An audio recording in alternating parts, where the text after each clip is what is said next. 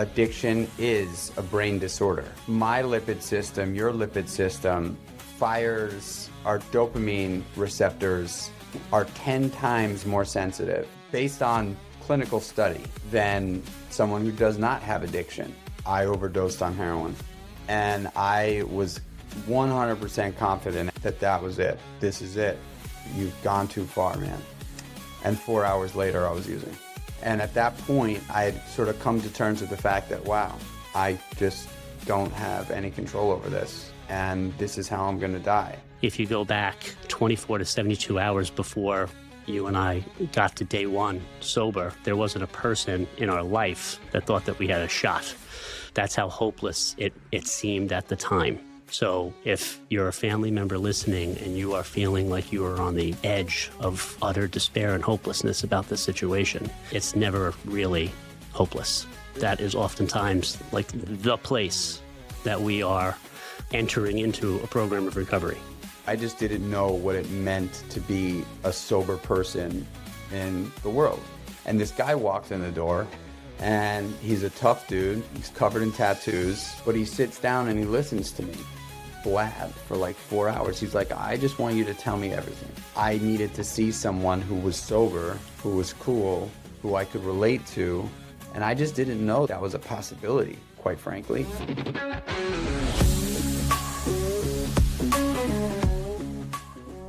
Welcome to the Why Intervention Podcast. I am your host, Christopher Doyle, today joined by Michael Chernow. Michael is a seasoned entrepreneur and health enthusiast who channels his experience in the food and wellness industry to inspire others. As the founder of brands like Creatures of Habit and Seymour's and co-founder of the Meatball Shop, he focuses on creating products and spaces that embody health, resilience, and a passion for growth. I also know that Michael is big on family. He's a husband, he's a father, and he has 20 years sober now. And that's why I'm really happy to have him here to join us to share his story. Michael, thanks a lot for doing this, man. Thanks for having me, Chris. Really appreciate it. So this is great. You know, I wasn't thinking about this until I just read that, but the Meatball Shop, I remember when I was going to meetings early, when I was, this time around, I started getting sober in Manhattan. I was making midnight. Mm-hmm. The earliest meeting I could make was at midnight. And, you know, going into Manhattan and feeling like I can go into the Meatball Shop when I first discovered it and was like, this is like the greatest place. And I was just talking to my kids this morning, yesterday, where they said, you know, like we were reading this goofy book and it was like, what would your name be if it was your first name and then the name of your favorite food? And mine was Daddy Meatballs, right? So, and that's, 20 years later. So when I was, in New York and going to the Meatball Shop, I remember going in there. So Biggie Smalls was my favorite rapper at the time. And they played not something like mainstream. I feel like I got my hero and it was like, give me the loot came on, like real aggressive stuff. And I was like, this is the greatest experience. I was just so happy. It was early sobriety. Like I had months sober and I thought, wow, I can sit here and have a meatball hero in Manhattan. I was like, this is great. So thanks for making that possible. You know, man, you just painted the picture of what my dreams were made of when we were making the Meatball Shop. It was like everything from Biggie Smalls to Billie Holiday, play the music that we wanted to play, make food that was accessible and delicious and fun. And, people used to say, oh, you made, it's an Italian restaurant, right? And I'm like, no, it's a New York restaurant. Meatball Shop is a New York restaurant. I grew up in Manhattan and, what did we eat growing up as kids in Manhattan? You had a slice of pizza, you get a chicken parm, you get a meatball parm, you get a $1 box of white rice with soy sauce that you put on it. I wanted to create a restaurant in New York in those days that really sort of, encapsulated what New York is. And so the design of the restaurants was kind of like old school New York, but we played the music of my youth. I love that place. I mean, there's only one left now, unfortunately. The pandemic really did a number on the Meatball Shop. But, that Lower East Side restaurant, the restaurant in Williamsburg, like really was a special time. Yeah. Yeah. And of course, that was in the sober time for you. But what I'd like to do is go back to, the Upper West Side, let's say 1992. What's Yeah, so going I on grew in up your actually life on up the Upper there? East. I grew up on 87th between First and Oh, Second. okay. Upper East Side. Upper East, 1992. That was the beginning of my journey into addiction. And, the apartment that I grew up in was pretty rough and tumble. My father was a sick guy. He was mentally ill, undiagnosed, but without a question of a doubt, had he been around today, most likely it would have been bipolar, paranoid schizophrenic. Mm. His sister is, deeply suffering from schizophrenia right now. She had a break about 5 years ago. My aunt was the most amazing aunt on the planet, and now she's unfortunately like a shell of a human. But there's definitely mental illness in the family, and my father was mentally ill. He was physically ill with juvenile diabetes, also known as type 1 diabetes, which affects the whole body if you don't take care of yourself. He chose not to take care of himself, so he had heart disease and all sorts of, Mm. liver issues. But it was just a really rough apartment to grow up in. It was a small 600 square foot apartment. My mother, my father, my sister and I. My sister and I shared a bedroom, and it was just tough, man. Like my dad was really tough, and so he made it hard for me to just exist. Like Mm. I wanted to escape from as early as I can remember. From 5 years old, basically, I wanted out. Mm. And I not only wanted out of that apartment, but I wanted out of my own skin. I was like not comfortable, you know. And so at 12, is 1992 for me. I had already been kind of smoking cigarettes in sixth grade. My friends and I started smoking cigarettes. And then the summer between sixth and seventh grade was the first time I had smoked weed. Mhm. And I'd taken a couple of drinks before then, but like booze wasn't really my thing as a Mhm. kid. It was way more, we got deep into weed and then very quickly psychedelics and party drugs.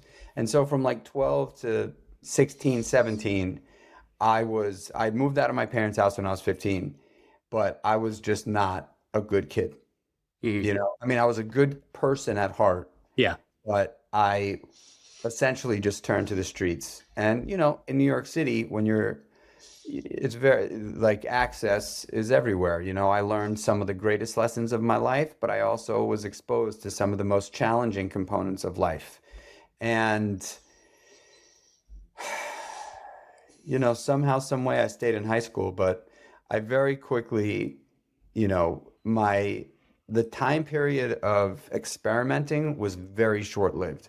It basically went from trying it to loving it to doing it.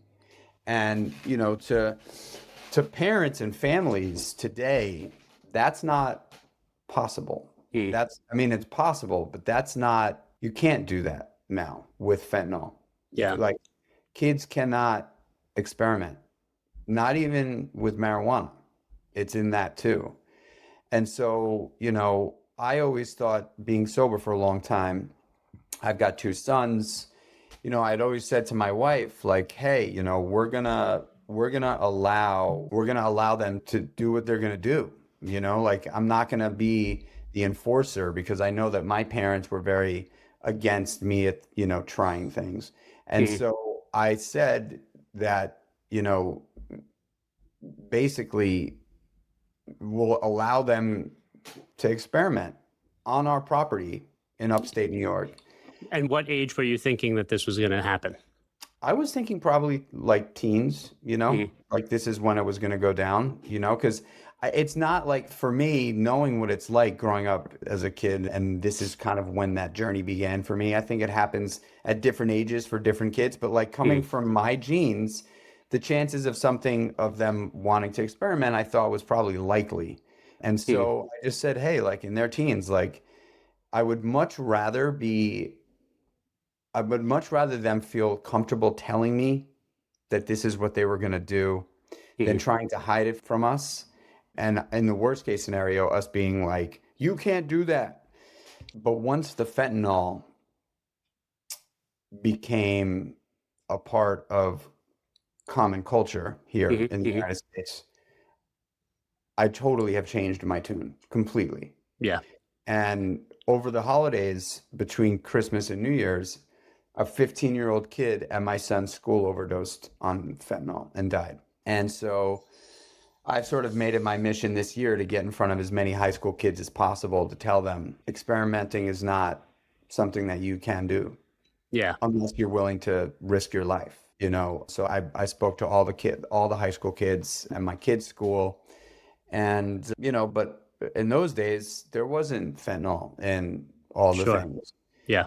So, there was a short-lived experimental period and then about 11-year long run with substance abuse. Yeah. And I mean, even if, let's say hypothetically that fentanyl didn't exist, my concern is still the experience that you had, that once a young teen in like 12, 13, 14, like the longer that you can delay age of first use, the less likely it is that addiction is going to be something that it becomes more preventable, obviously, but not for those that are predisposed to it, not the ones that like environmentally, like they're just, there's conditions that it was going to happen regardless, right? So like for me and you, if we were in high school and we're listening to, whatever speaker come in and share their story, well, I mean, me and you, we were already getting high. We were already on our way. So when we heard that guy, it was just like, yeah, that's not going to be me. And we would just dismiss whatever that message was. Did it stick with us? I mean, I remember kind of, but like if it's going to happen for us, it's the way that I describe it. It's like a peanut allergy. And so we have the stuff that fuels it. Your upbringing, of course, fueled the usage and provided a solution. It provided relief. It provided the escape. But it doesn't happen that way for everyone that uses a substance, right? Totally. Yeah. I mean, I had a double board certified neurologist and addiction specialist on my podcast. Mm-hmm. And this guy, Dr. Russell Sorosky. There's not that many double board certified neurologists and addiction specialists out Yeah. there. He made it very clear on the podcast that addiction is a brain disorder. Mm-hmm. It's not my lipid system, your lipid system fires our dopamine receptors are 10 times more sensitive based on clinical study Mm-hmm. than someone who does not have addiction. And so, I agree with you that the longer you postpone potential exploration, the greater a chance someone has. But unfortunately, for someone with addiction, and especially with some trauma to propel Mm-hmm. the desire to want to numb themselves, it's a tough journey. Yeah. It's a tough journey, I'm here to say that even though it's a brain issue, it is completely possible. I'm a living example of it. You're a living example of it, to abstain from using and drinking. However, what I have found to be imperative is finding another channel to express those dopamine receptor responses. Yeah. You Yeah. know? Yeah. You're gonna have to satisfy that need for now what? You're gonna have to satisfy the what's next. You're gonna have to satisfy, the adrenaline seeking and the risk taking and all of that stuff. And of course, there are healthy ways to do that. I know that you've gone into a lot of those various different healthy ways, and we can talk about that. But what I want to kind of just get to for family members who might be listening is let's just take it right to the progression, like how bad it got for you. But ultimately, one thing that I use sometimes is like, what was your second worst night? Because everybody always talks about hitting bottom. And then oftentimes the bottom, when you really look at it, it's like, that wasn't even my worst night. So I think that it's a helpful tool to kind of reflect on what was my worst night, where I just continued getting high right after it. Like it didn't Yeah. even slow me down. In July of 2004, I overdosed on heroin. And I was 100% confident after I came back from that near death/death experience, walking west on 13th Street at like 4 o'clock in the afternoon, swearing that that was it. This is it. You've gone too far, man. Like, you are so lucky to be alive right now. You've gone too far. And 4 hours later, I was using. And I went on a death march for additional 2 weeks, basically, because I had kind of come to terms with the fact that I knew I had that conversation with myself 4 hours earlier, and I kind of like magically appeared in the same place using again. And at that point, I had sort of come to terms with the fact that, wow, I just don't have any control over this, and this is how I'm going to die. It was made very clear to me about 4 hours ago. So I might as well just end it this way, Yeah. quick. Yeah. Just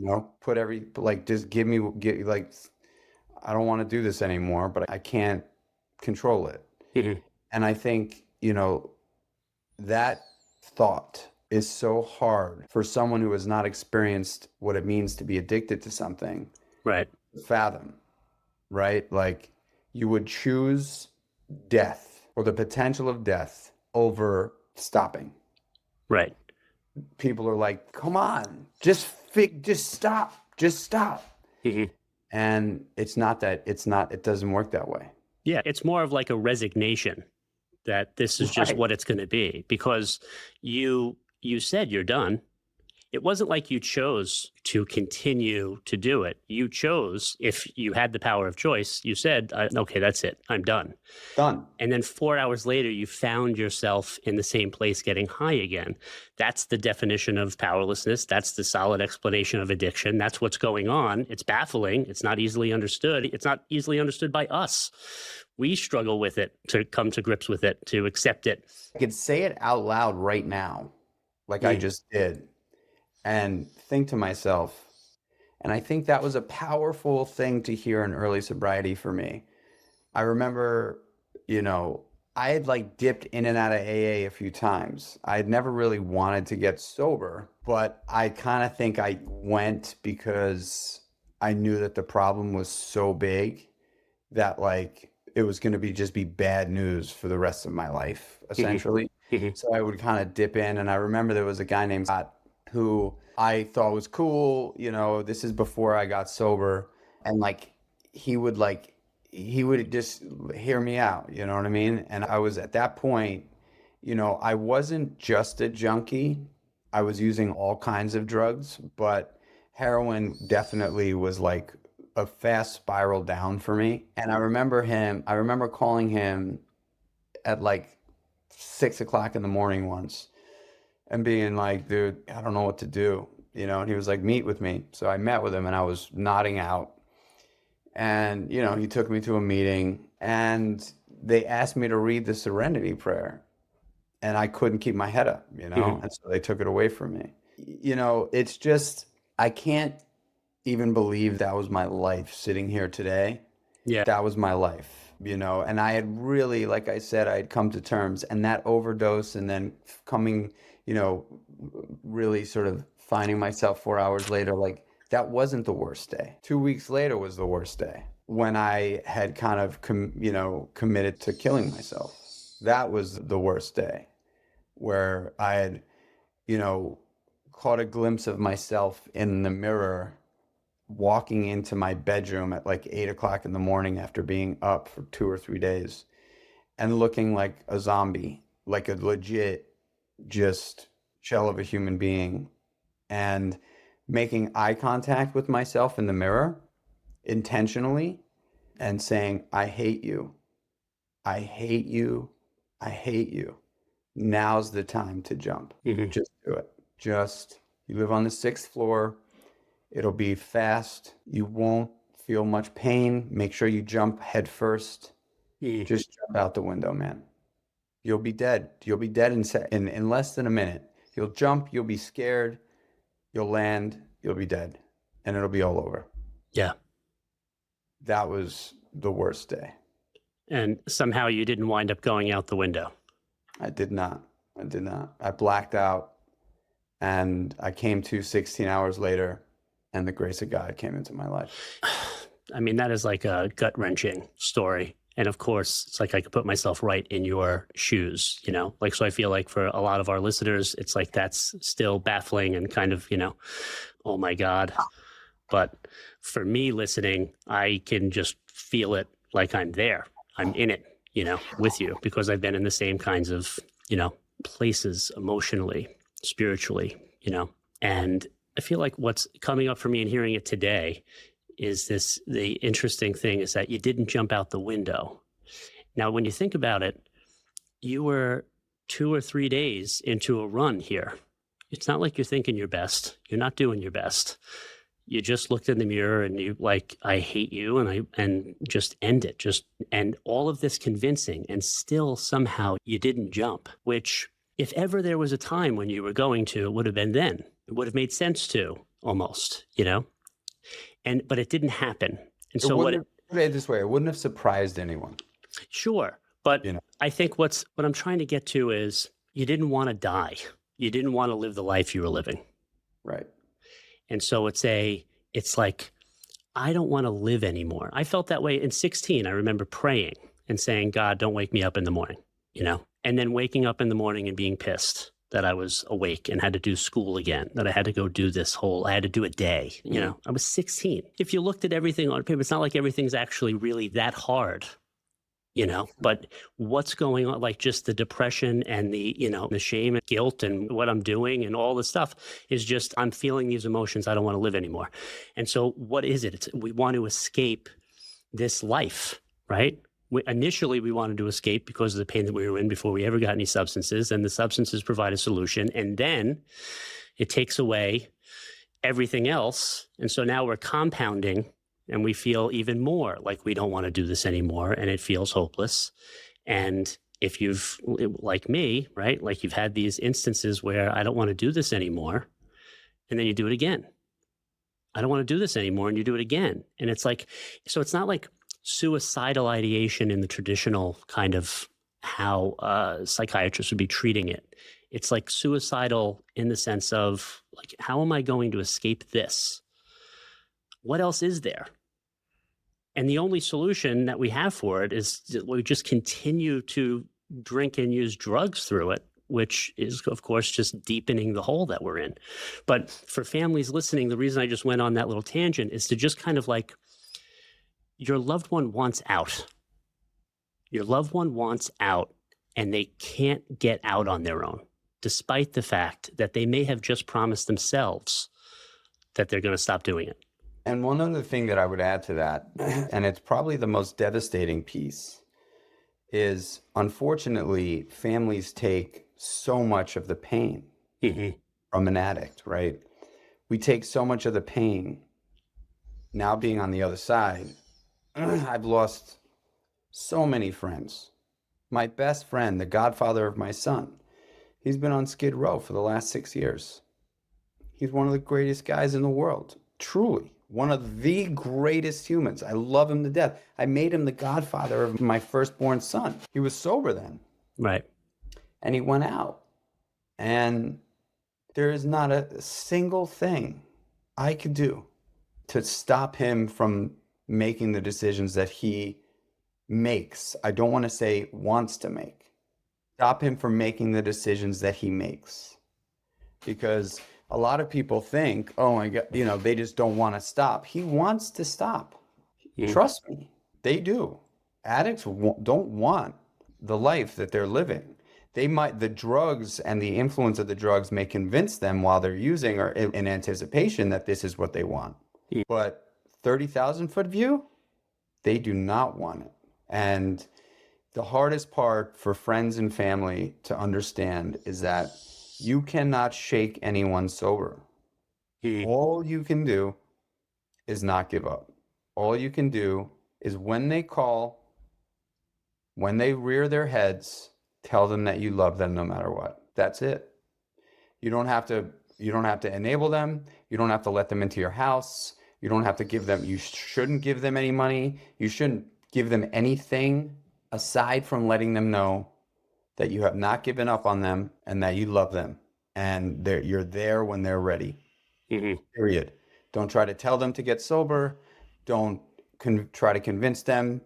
Ask them why they make these decisions because that just stirs the pot. This is my Right. experience. Yeah. It Yeah. stirs the pot even more because they don't know why. Right. They don't know why. Yeah. Yeah. Yeah. There's certainly talking points that you want to steer away from, and certain things that you can say and certain things that are just absolutely unhelpful to say.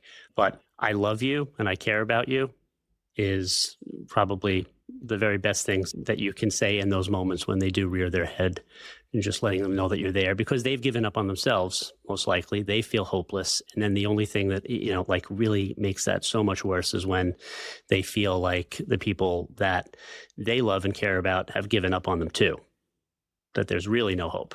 Yeah. So when you come to 16 hours later, you didn't jump. What's the turning point here for you? I had a job.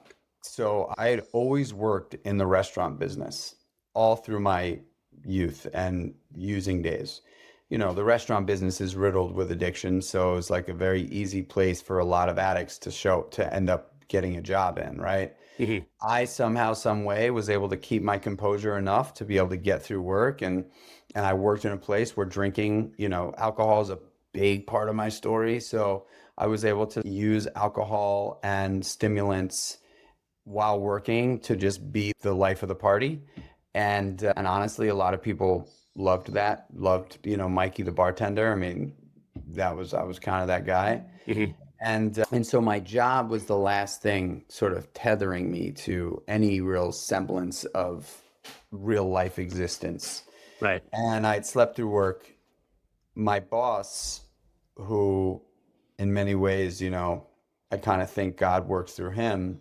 I called him and I said, Frank, I'm so sorry, man. He's like, Mikey, come down to the restaurant. And I lived right upstairs.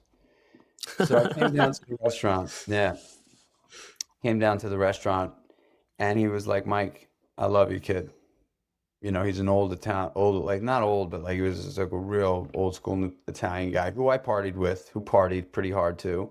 But Hmm. he was like, I can't do this anymore, Mike. You're dying. Everybody knows it. We're all watching you die. I can't pay you for this. I can't watch this happen. You got to clean your life up, man. You got to get it together. I got to fire you. I got to fire you.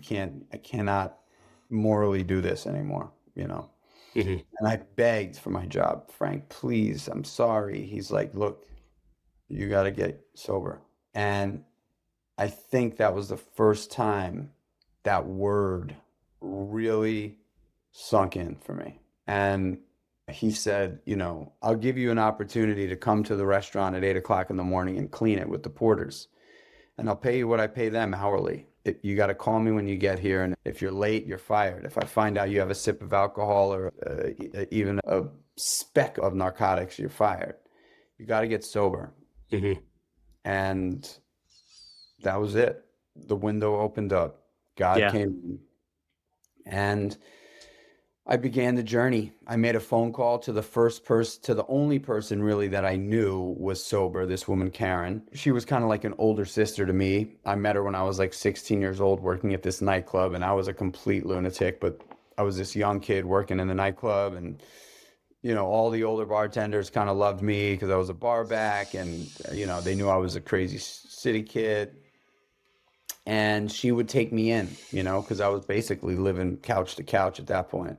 And so she would just take me in when I was really down and out. And so she became like an older sister. And I called her and she called her boyfriend. Her boyfriend's a guy named Marcus.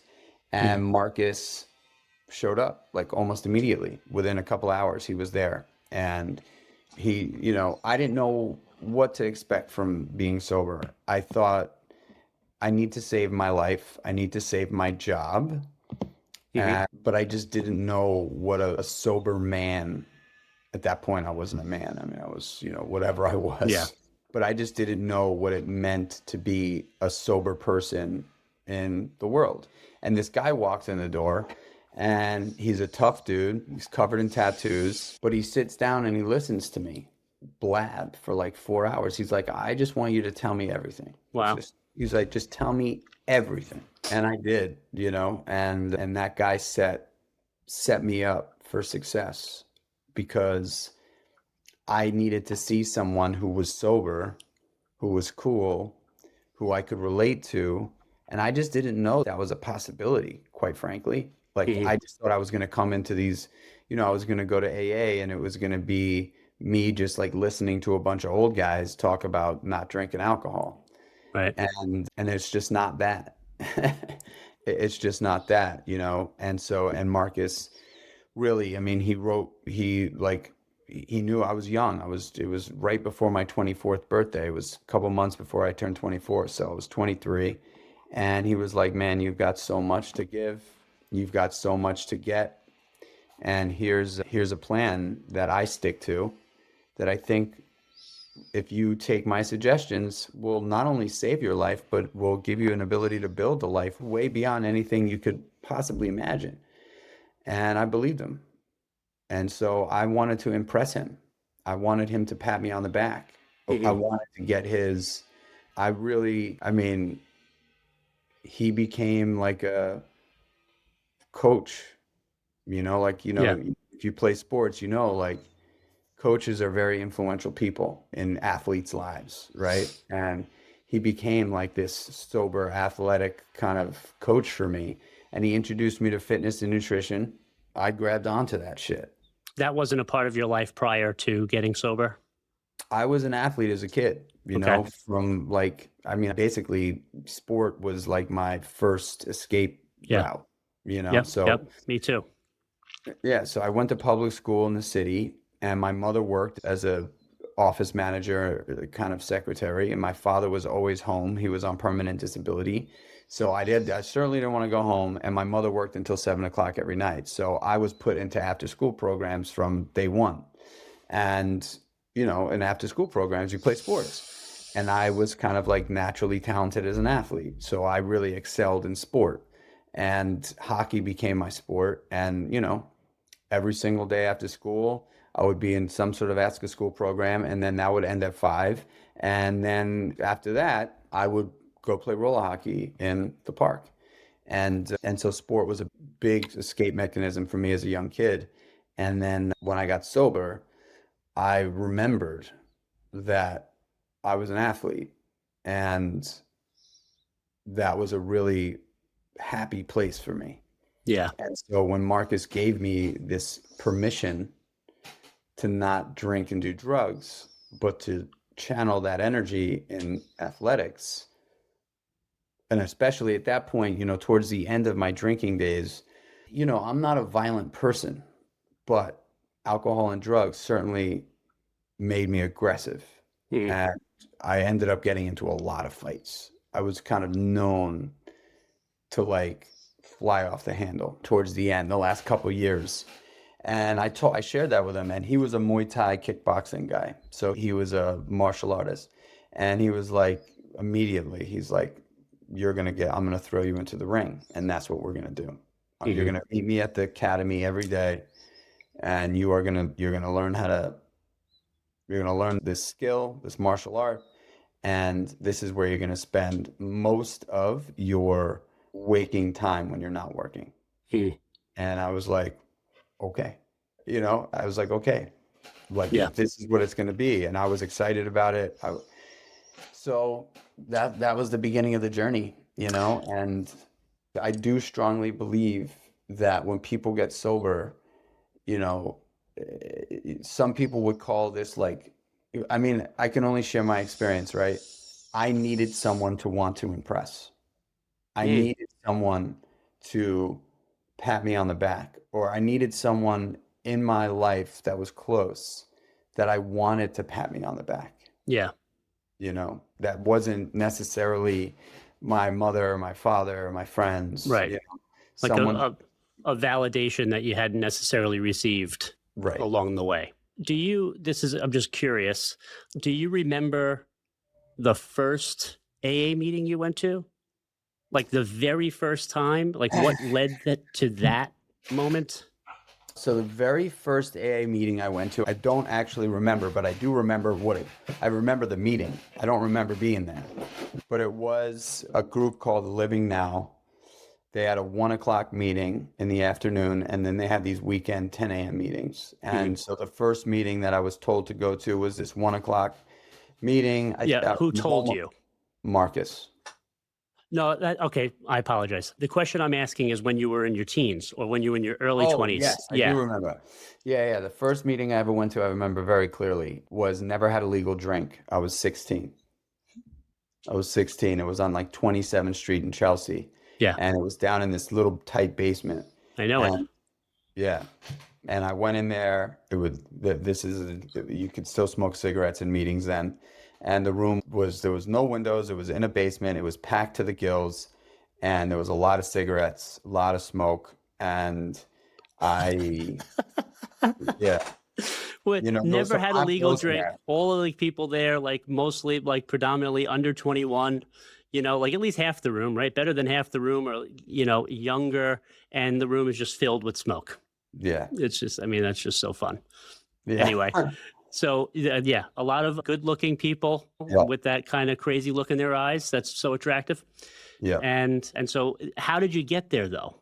What was it that you walked through the door? So there was a kid that was a little older than me. His name is Andrew. He's still a very good friend of mine. He, I was 16. I think he was 19, and he was dating a girl who was going there. And we all knew at 16 that we had a serious drug problem. All the kids, I mean, realistically, I'll be honest, like all the kids that I hung out with in New York City, in Washington Square Park, in Central Park, and, we all partied really hard Yeah. in our teens. And so it wasn't like, there was, I mean, you've seen the movie Kids, like it was that Mm. basically. And so Andrew was dating this girl. She had suggested that he come to a meeting. I was with him. I was like, oh yeah, let's go let's go. Why not? Who knows what happens there. But that was the first meeting I went to. I when my I moved out of my parents' house at 15 because the child services got involved in my home. They had threatened to put me in foster care. I was like, there's no way I'm going to foster care. So I just escaped. And I tried to move back into my parents' house when I was 16. And I came home for one day. My father and I got into a fight, and I was out. My mother said, basically, like, she desperately wanted me to come home, of course. And I knew it wasn't, and she knew it wasn't a safe place for me because it was very physical between my father and I.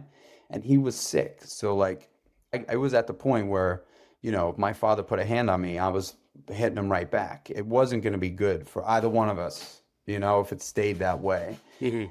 And so, uh, you know, my mother had said to me, look, you got to do what you got to do.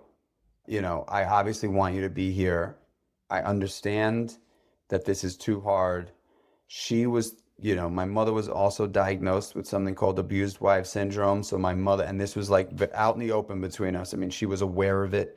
My father was very abusive, more verbally with my mother than physically, Mhm. but she was afraid for her life from my Mm. dad because he had said many times, I'll kill you, you Mm. know. And so she was scared to leave. I She said to me, "Look, you got to do what you got to do.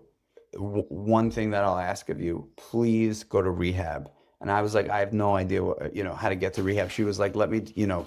So she got me into the Freedom Institute, which is an outpatient rehab on 16th Street. I don't know if it's still there, but it was an outpatient rehab. So I would go there, on and off, and then they ended up, having me leave because I just couldn't, Yeah. stick to any kind of sobriety.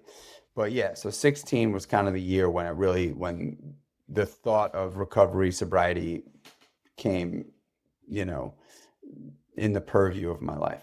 Okay. Then you said that you kind of checked in a couple of different times here and there. Yeah. And then, so it's interesting to point out, again, for any families listening, in your own story, you'd likely say, well, what made this time different? So there's two elements that I want to point out that might seem seemingly insignificant, that are actually critical. Number one is Karen. You knew to call Karen for some reason because you already had prior experience with Karen, right? If you don't have that prior experience with Karen, there's no one to call.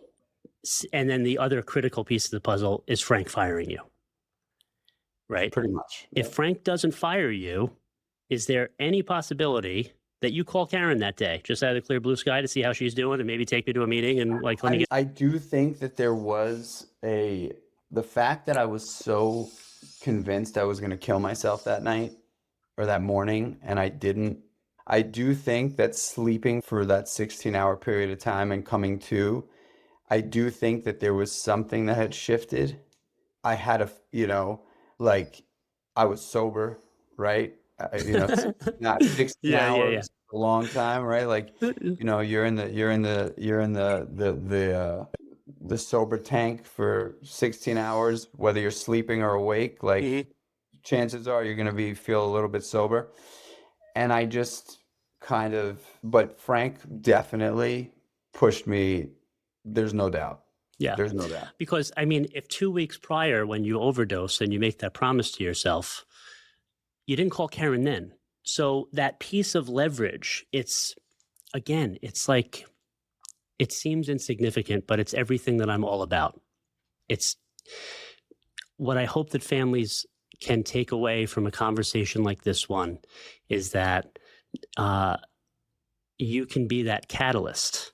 There's a way to structure a conversation, a moment, something where if you can seize that moment of clarity when you come to 16 hours later, and, thank God that Frank says that day, because it was really the only thing still tethering you to life, it was really the only piece of leverage to pull.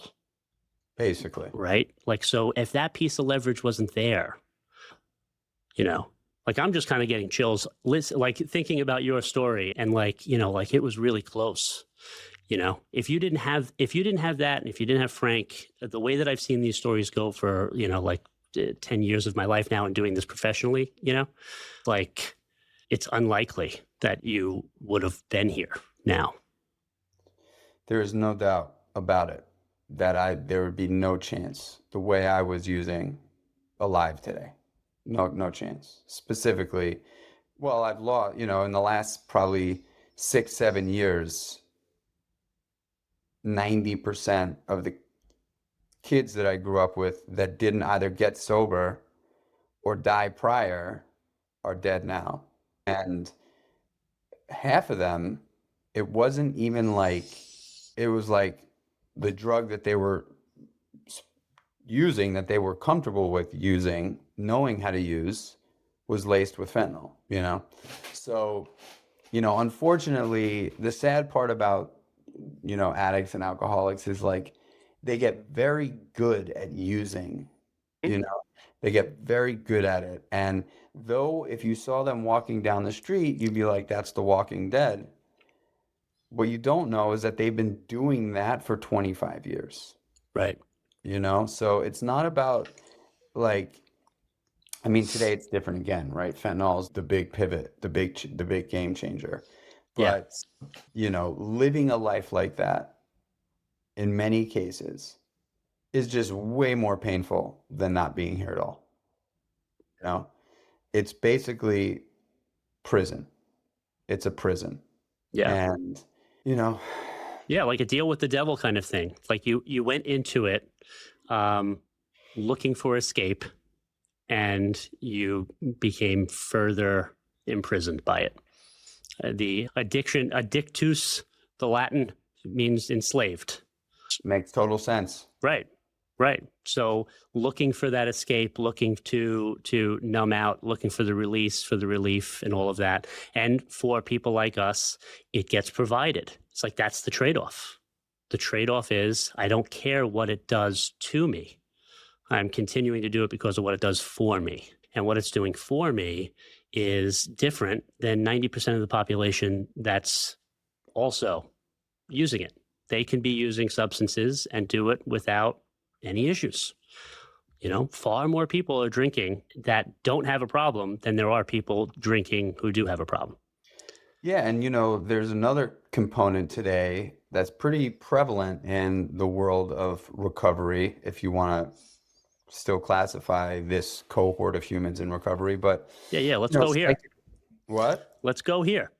Yeah, a lot, the psychedelic conversation, the plant medicine conversation, right? I know a Mhm. lot of people in recovery that have chosen that route.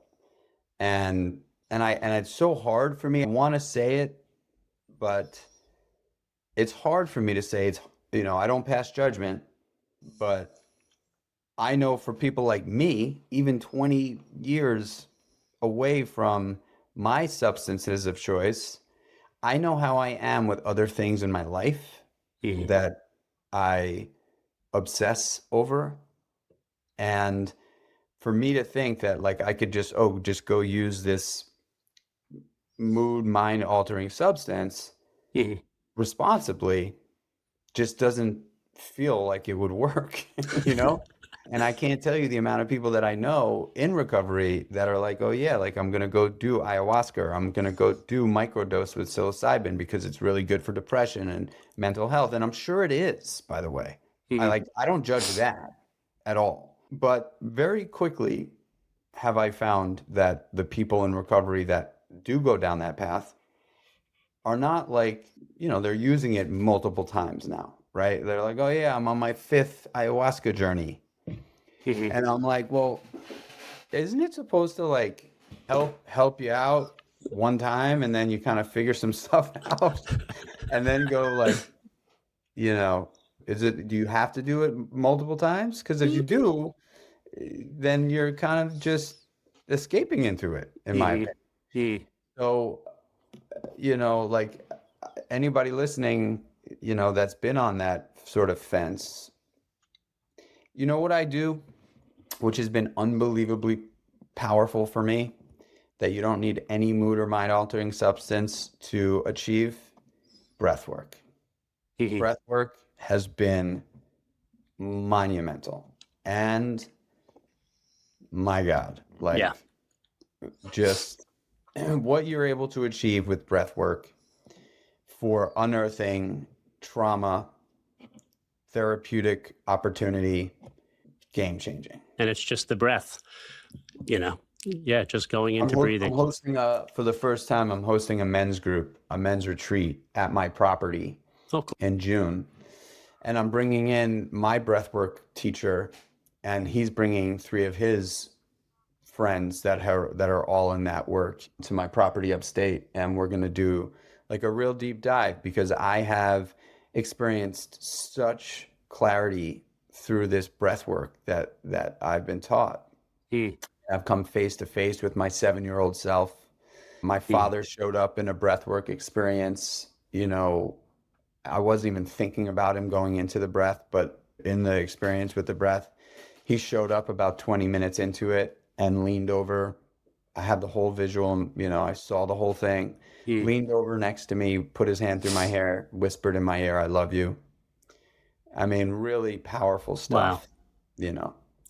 Yeah, so this is just striking me here, but like, how often have you been doing the breath work then? It's The become a last pretty, 2 years, really. and it's a regular practice, something you do daily, weekly, monthly, No, or no, I don't do. I use it therapeutically, like once every 4 to 6 weeks. okay. And I have a guy that I connect with, and we, the first time, the first two times I did it, it was one on one, not one on one, it was in person, Mhm. and I had such a profound experience that I decided that it was a good modality for me. And so every 4 to 6 weeks, Mike and I get on, and he sort of facilitates this space for me to do it. Yeah. So the comparison then to what you were just saying as far as the ayahuasca versus breath work, it seems like that's a very similar, like I would hear people talking about, like my father came and visited me like on this ayahuasca journey, right? But it's not necessarily, maybe whether it's for people like us or just people in general, that it's not a one and done kind of thing. So if it's not going to be a one and done kind of thing, you should probably look to do the things that aren't going to have, the potential for an addictive upside, especially when you can achieve the same thing and have I can return to it safely as needed. Yeah, look, I think it's a controversial topic, right? Because I don't doubt that a lot of these sort of ancient medicines do have profound power Mhm. and ability to unlock certain traumas and, rewire some neural pathways. I just get fearful that it opens up a door. Yeah, Look, yeah, at the end of the day, we've heard it since the beginning of time, marijuana being the gateway drug. If you took 100 addicts in addiction or in recovery, put them in a room and said, what was the first substance you used? 90 out of 100 are going to say marijuana. These things are real. Like oh yeah, it's the gateway drug. Oh, it's just pot. yeah, You know, yeah. It's they not just they pot. yeah, they give you permission to see that, like, oh, it's not as scary, or oh wow, that felt really good. I'm curious to see what like the other stuff can do. Right. You build a bit of a callus Hmm. to be able to pick up heavier things. Hmm. You know? Absolutely. Yeah. And so I just kind of I think that the plant medicine stuff is similar in that way, where, you know, you do that, you come out of it, you feel cleansed, or you got to restart or whatever it is, awesome. Yeah. But then the ego steps in and says, Yeah. I think, that people's experiences with substance use is, I mean, there's a lot of people that can experience taking a substance and again have no issues right, the way that people with addictions do. And now we have more substances that are included in the conversation than what it used to be, say 20, 30 years ago. It's like the argument of it's just weed or it's just what I'm just drinking like everybody else. Those were the two conversations. Right now, it's everything you mentioned: psilocybin, ayahuasca, ibogaine. You know, just taking mushrooms recreationally, MDMA. Like there isn't a single thing that's off limits now, as far as a possibility of just like kind of taking it and seeing, what happens. But a lot of the conversation is potentially being steered by people who legitimately have no issues with it. right. So then their experience, this mind blowing potential experience that they're sharing about what happened to them when they do it, is not necessarily what's going to happen for us, because like we might have, like we've just kind of run out of that luxury of being able to experiment with those things. Like the experimenting is over. Or you may have this crazy, profound, unbelievable experience, and that positive experience could very easily convince your ego to push you to want to try, oh man, well, maybe I could just drink it. Like, that was, Right. like why can I? Yeah. Can I? I have it. Has it been long enough? You know? Right. Right. And you've opened yourself to the possibility of it. Yeah. Yeah. And I've had that. And by the way, like, I've certainly had those thoughts. Like my wife, she's not an alcoholic or an addict. My wife has never seen me drink or use drugs. I met her 9 months after I got sober. My wife, she doesn't understand. I mean, she knows because she's with me we've been together 20 years, but I'd be lying if I said my wife wouldn't love for me to be able to have a glass of wine with her. Hmm. She would love that. She would love that. And she has done a very good job of not making me feel that way. But there's definitely moments where, like, we'll be traveling and she'll be sipping a glass of white wine on a summer day, being like, oh, God, it would be so awesome to drink a bottle of wine with you. Mm. I'm like, no. The fact Yeah. of the matter is, I don't fucking need it. Part of my Hmm. language. Yeah. I Yeah. don't need it. I could want it forever. The fact is that I have had so much fun. Right. I've built so much happiness. I would not be a father of two children that I know love me back unconditionally. Hmm. Not a shot because of the guy I know, because of the guy I know with a drink in his hand. Hmm. You know, I know the guy with the drink in his hand. He's not the guy that makes sure his family is priority, Right. makes sure his health is priority, you know. Yeah. And so, like, life is so good in recovery. It's so good in recovery. Anybody who's listening to this, questioning whether you're in recovery or thinking about stepping into the world of recovery and thinking that it's the grass is greener, I'm here to tell you, sobriety and recovery for an addict or an alcoholic is the best place to be because you've got a lot to offer. You are typically highly sensitive, emotional, intelligent, especially emotionally intelligent, and what you can bring to the world around you without being under the influence of drugs and alcohol is exponential. Period. It just is.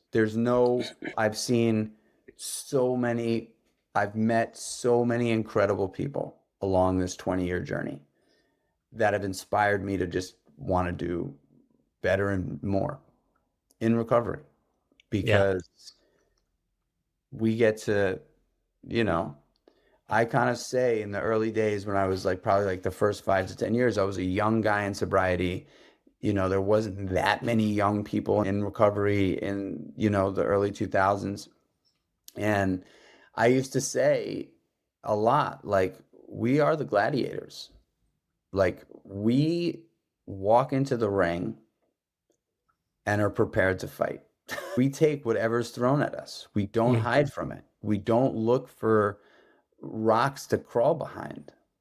We're like hands up in the arena, taking life on life's terms and growing at a very fast pace because there is no artificial flavors, you know, and it's an incredible life.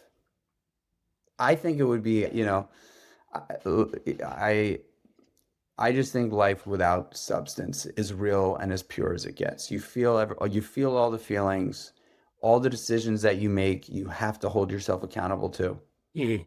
because you don't have the excuse of, oh, I was on vacation. It's like, Right. oh, you were sober. You did that, you know. Yeah. So it's just, and I have a lot of people that DM me and ask me, do you think I should, I've been feeling this way. Do you think I should? And my response is, if you were not an addict or an alcoholic, you would never have DM'd me. Mm. Normal people don't write DMs about their alcohol consumption. You know what I mean?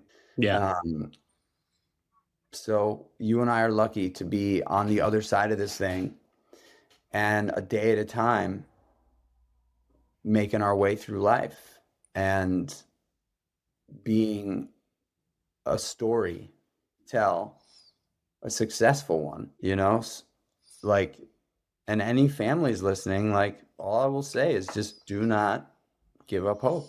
It's never too late for someone to come around. There's not a doubt in my mind, and I know this sounds crazy, but there's just not a doubt in my mind that my best friend Tay is going to come out of this.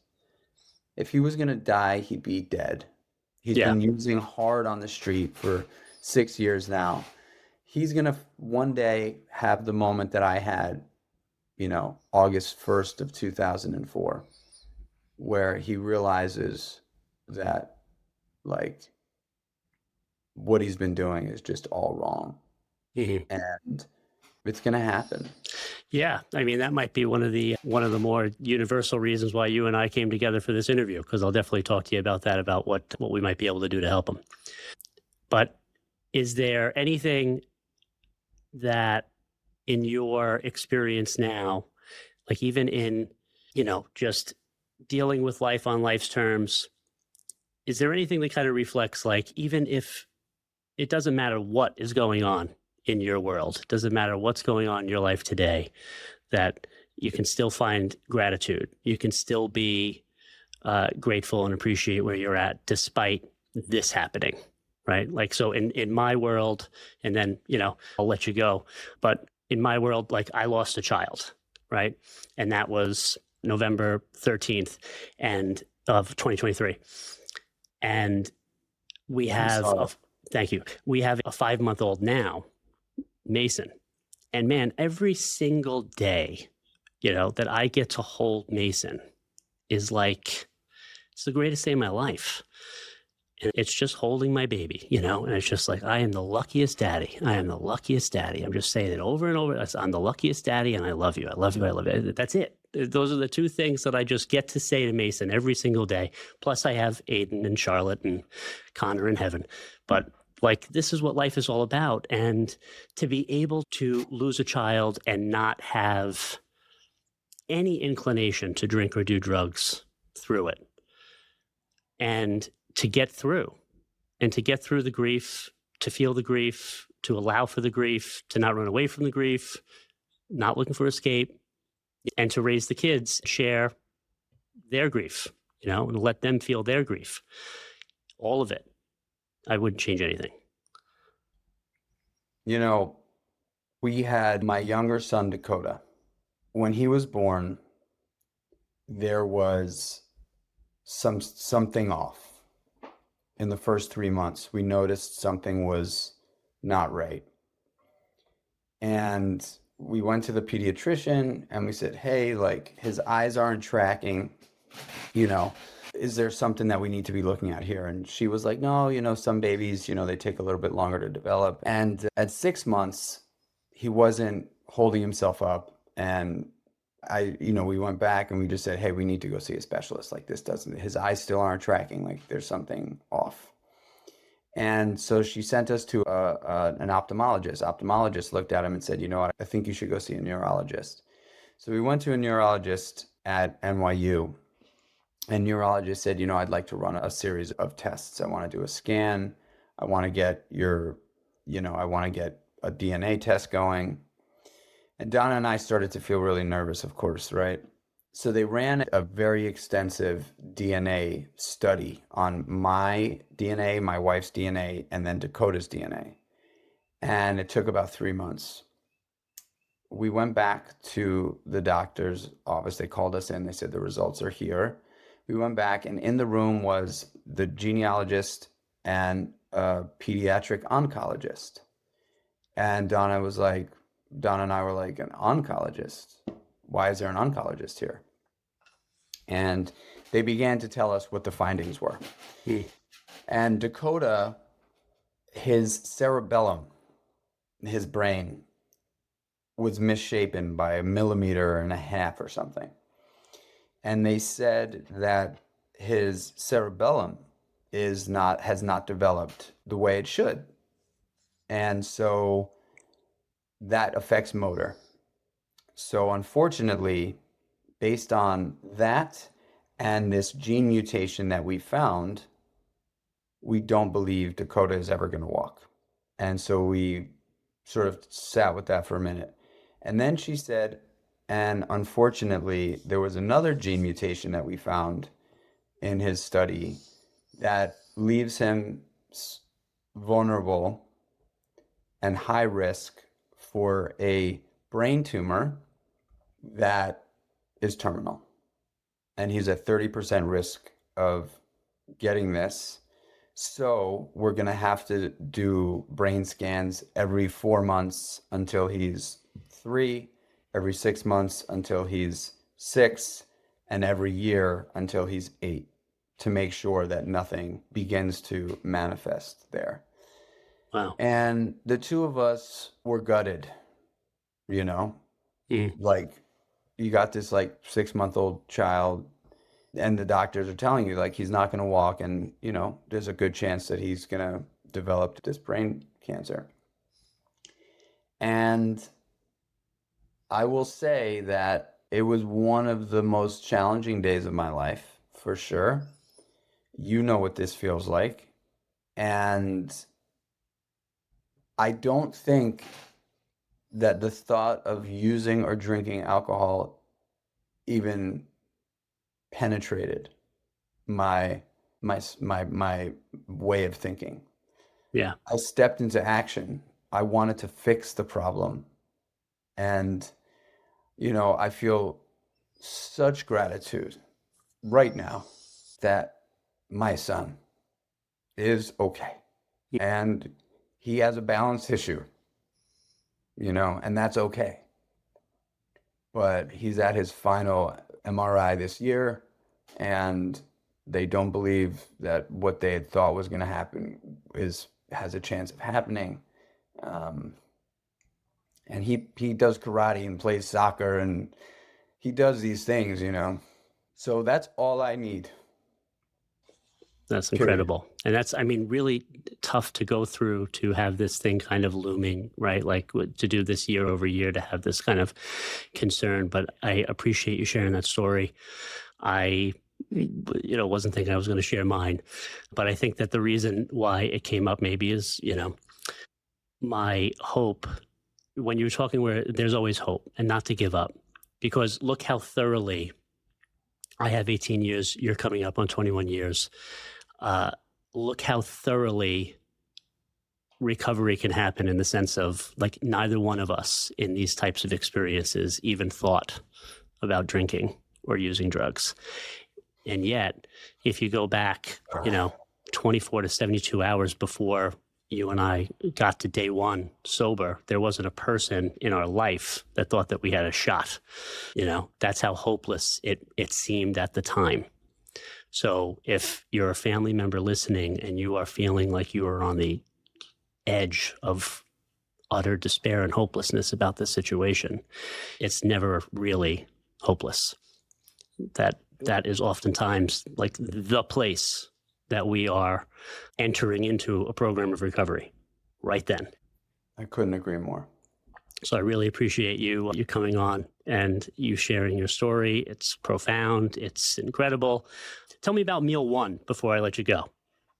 Yeah, so Meal One actually came from, so I created this business called Creatures of Habit. It's Creatures with a K. And I launched the business making this high protein overnight oatmeal. Now, I was coming from years in the restaurant business. I opened up 13 restaurants in New York City from 2010 to 2019. And, I got out of the business in 2019. And then the pandemic hit almost immediately after. I always thought I was going to be in the restaurant business. Mm-hmm. So I had to make a pivot. I had to think about, what does another industry look like for me? And I was like, man, like, I got to stay in food. What am I going to do? So when I got sober, that guy Marcus wrote this plan for me. And that plan was to have oatmeal every single morning. And for me, in that time, I didn't think that, I just didn't, I was like, okay, I was taking direction from a guy that I thought was cool, that I wanted to impress. Yeah. And so I just had oatmeal every morning, and I added a bunch of stuff to it. And the business is called Creatures of Habit because I've been eating oatmeal every morning from that day on. It is what fuels me every single day. But back in those days, what it was for me was a win. It was Mm-hmm. a little win. I felt like I was not only making him proud by having what he told me to eat, but I was putting something healthy into my body for the first time in a decade. Mm-hmm. And I needed those little wins to gain confidence, to make bigger, better decisions. And it really started with nutrition for me. And so when I was thinking about the next project in early 2020, I was out on a run and I was like, oh my gosh, this is it. I've been making this oatmeal for, Wow. at that point, it was like 16 years. I was like, it takes me 25 minutes to make in the morning. I got all these ingredients: chia seeds, flax seeds, pumpkin seeds, pink salt, protein powder. I always have the same supplements on the side. I was like, man, if I can get all of these ingredients into a pouch and make this easy and accessible for people, I could potentially help save people's lives. Mm. I needed that win in the morning Yeah. when I was down at my lowest. And it came to me, or one of those wins came to me in the form of putting healthy nutrition into my body. And I felt like I'd won. So I was like, man, if I could do that and give people an easy, accessible breakfast to have that I've been using for many years. Not only will I have a business that I feel like will make an impact, but I'll be able to tell my story. Yeah. So you open the box. Is your story inside the box? It should be, but Okay. it's not. It Okay. should be, but that's a great call out. I've kind of tried to keep like the actual sobriety story off of the packaging because I don't want to necessarily, for people that don't, This is sober people oatmeal. exactly. I didn't want to make it this sober person oatmeal, but every time I get an opportunity like this, I tell the story. Yeah. And that is what meal one is. Meal one is this high protein overnight oatmeal that, was developed the first week I got sober. And does it have your socials on it though? oh yeah. Okay, Yeah. good. So here's what I would recommend for any parents that are listening to get meal one. And it's a cool box. It's cool looking, right? If you have a teen at home, you get me because we talk about shifting the dynamic and making it an environment be something that supports recovery rather than inadvertently supports addiction, right? And so if you have this box on the counter and it's just there, and then your 14-year-old can just gravitate towards it, and then they see the socials, and then they can potentially. And so these are the covert moves that I kind of, sometimes like to point out. There's a lot of covert things that families can do in order to shift the environment and shift the dynamic. And I think having meal one on the counter, giving that to your kids in a healthy way, and then just, your teenager could just kind of explore on their own one day. They go, well, what's the social media account? And then they look at you, and then all of a sudden they go, look at this guy. And in the same way that you were just like, look at Marcus, this guy's cool. Those are the types of things that, again, like I'm always thinking about them. I'm thinking about all of these things all the times. And, the way that I got sober initially was because my mother, said the right thing at the right time. But there was a lot of things that were going on behind the scenes that I was unaware of. And so there's a lot of different things that families can do that's available to them. And I think that's just one cool idea is to have this. Obviously, it's nutritious. It's, it's health conscious, but also attractive to a teen. Thank you, man. I appreciate that. Yeah. So I really appreciate you doing this, Michael. I can't thank you enough. Thank you for taking the time. We went over time, but you're the man, and I'll talk to you soon. Thank you. Thank you.